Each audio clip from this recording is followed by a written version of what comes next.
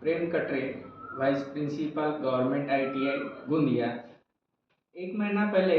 हमारे यहाँ पर यूनेक्स उन्नति फाउंडेशन के द्वारा फ्री ऑफ कास्ट में आयोजित बच्चों के लिए जो था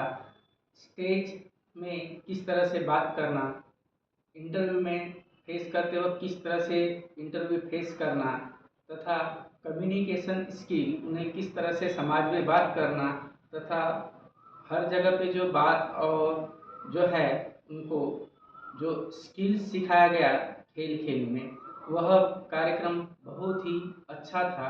और उस कार्यक्रम में हमारे विद्यार्थियों को बहुत फायदा हुआ और भविष्य में भी उसका पूरा फायदा बच्चे लोग लेंगे ऐसी मैं अपेक्षा करता हूँ। तथा मैं यूनिस फाउंडेशन उन्नति फाउंडेशन का